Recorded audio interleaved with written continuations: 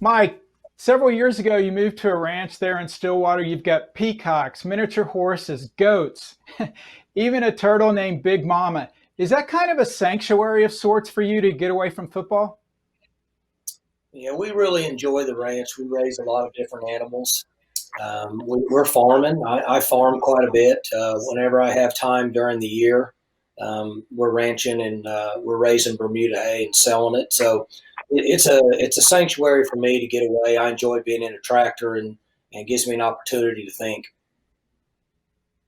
Mike, when you were playing, you had Barry Sanders, Highly Dykes, and yourself as your triplets at Oklahoma State. Now, I'm not going to ask you who's better, but right now, how difficult does it make your offense to defend when you have Spencer Sanders, Chuba Hubbard, and Tylan Wallace? Well, we've got some really skilled players on our team. Spencer's coming along. He's still a young football player. You know, he was injured last year. Doesn't have a lot of games under his belt, but he gets a little bit better each week. Um, Chuba's been a really, really good player for us, and obviously Tylan's been a great player for us. So, you got to be able to run it, got to be able to throw it. That's what we've done around here for the last 12 years or so, and been fortunate enough to have skilled players that can make that happen. It's been 3 weeks since you last played a game. That's the longest stretch Oklahoma State has gone since 1919. Hey, I should know that was my freshman year at Oklahoma State. But how have you guys been able to deal with having all that off time? We've kept an open week routine.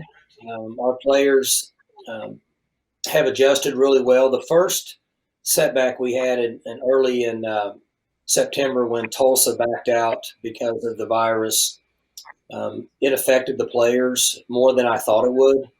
With the recent one, the players are almost to a point where nothing surprises them anymore. So I felt like we had a good week of practice.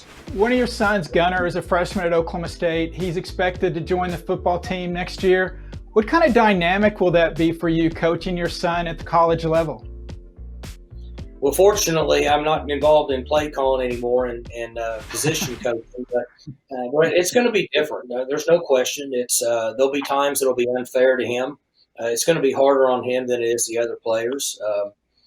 And he's aware of that. We had that discussion last year when he was in his senior year about what it would take if he decided he wanted to come play in Oklahoma State. I didn't encourage him to do one thing or the other, but I certainly didn't want to discourage him from playing at a university that he loves. I have three boys. My oldest son wanted to go away to college and get away from home. Gunner loves Oklahoma State and wants to play at Oklahoma State. So why should I hold that against him if he wants to be here? But he's going to have to earn everything he gets. I mean, this is not something that will be easy for him. There'll be times when people could potentially be critical of both of us. Eddie Sutton once told me a long time ago, our great basketball coach, that you have to have really thick skin to be a coach at this level, and you have to have even thicker skin if your son's ever going to play for you. So at that time when Coach Sutton had mentioned that to me, I had no idea that one of my boys would be good enough to play at this level. But I've taken that to heart, and I've had a lot of thought about that, just what you mentioned. And Gunner knows that. I've told Gunner, I said, Gunner, look, here's the deal. It's going to be really hard on you because I'm going to make it more difficult on you than I am the other players. You have to be willing to take that into stride and deal with it on a daily basis. So I'm trying to wrap my mind around something, Mike, and I hope you can help me out. When SEC teams score a lot of points, it's great offenses, great games. Big 12 teams score a lot of points, it's bad defenses. How is that? Well, you're watching media control the country, whether it's sports or politics. People believe what they want to believe, and certain media outlets say certain things. What's happened in the SEC is you're getting quarterback play, head coaches, and offensive coordinators that have trickled out of this conference and gone to the SEC. And the coaches and play callers in the Big 12 conference going on about 6 to 8 years now, they're not trying to score every series. They're trying to score every play. And some of those coaches have made their way over to the SEC, and you're seeing a different philosophy. And so it's a numbers game. I mean, you throw the ball deep 8 to 10 times a game, you get one or two pass interferences, and you hit one or two passes, and you're talking about 100 more yards a game. And so when that happens and you do it across the league, the defensive numbers are going to change. I mean, you can say what you want. People can say what you want, but Coach Saban's a pretty good defensive coach, and Coach Smart's a pretty good defensive coach. And you're looking at teams that are getting 40-something points hung on them during the week. So what's the difference? Well, it's the approach to offensive football that's changing in that league, and that's why people are seeing it differently.